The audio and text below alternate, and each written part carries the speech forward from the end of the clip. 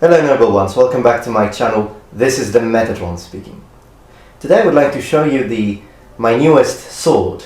This is a sword made by Elgur, or Elgur if you prefer to pronounce it that way. As you can see, it's a medieval sword and it's absolutely beautiful. Let's talk about it.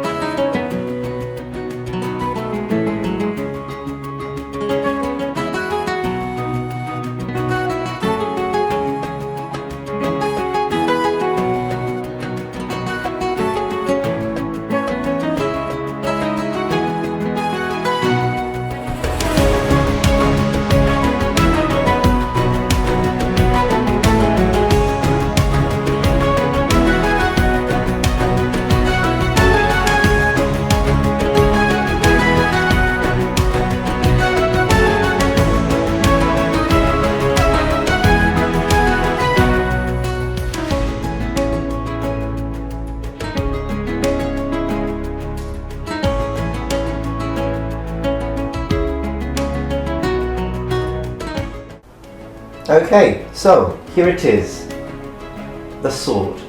Now as you can see, this is actually, it's a real historical replica of a sword which was found in Germany. I will leave all the specifications about the sword in the description below.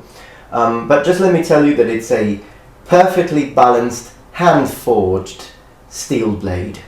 So this is a historically accurate sword. It's basically a very common kind of sword that was used in Germany.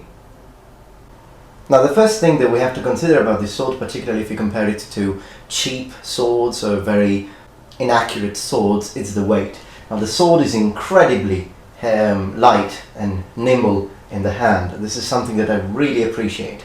As you can see, it's supposed to be, well, it's mostly a one-handed sword, like an arming sword, although this can also be used two-handed if you want, just by gripping the pommel, so it can become a two-handed weapon.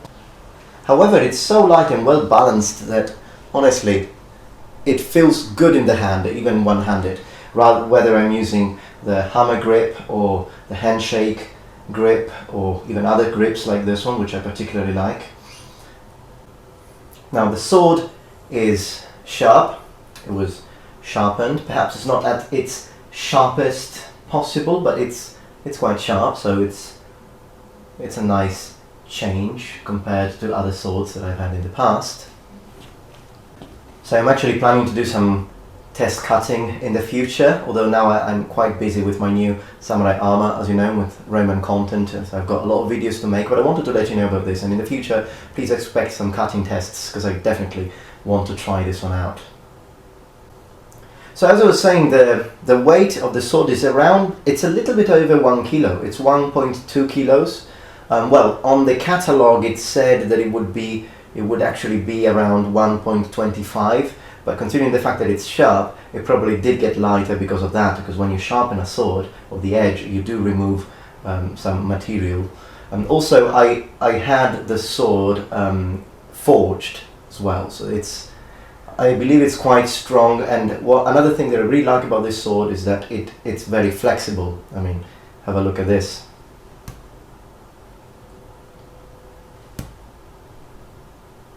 Which is a good thing in a sword, because otherwise when the sword would hit a hard target like a shield or anything, or even another sword, then it might break, but in this case it won't. It flexes.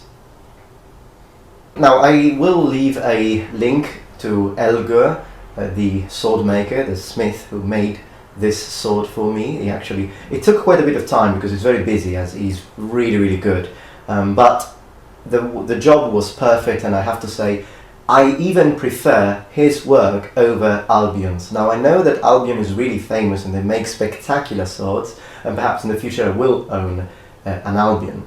But honestly, Elgur, his price is a little bit more affordable, although I think his swords are just as good as Albion, so that even if this one cost twice as much, I would have still purchased it and been happy with it. Also, he hand forged them, whereas Albion, as you know, they use machines to cut the steel. So again, I know that the swords are precise and very good, it's just a matter of personal preference, but I like the idea of having a smith actually make this for me and the old and traditional way. This is how I like it, and this is why I prefer him. He can also make lots of different kinds of custom-made swords, so it could be interesting to contact him if you want a sword to be made, and I'm sure that he will respond promptly. Now, the point of balance is around 5 inches, 6 inches perhaps from the hilt. Now, the reason why I'm using this cloth is not because it's sharp, it's only because I don't want to stain the blade with my hands. Sweat is actually really bad for anything made of metal. Alright, let me know what you think about my new knight sword, and I have also ordered a new katana, so we will be seeing that soon on my channel as well. Now, my next video is probably going to be an evaluation of my samurai armor, which I have used, so we'll talk specifically about the pros and cons of samurai armor, so make sure to stay tuned on the Metatron's channel. Thank you very much for watching, and remember, the Metatron has spread his wings.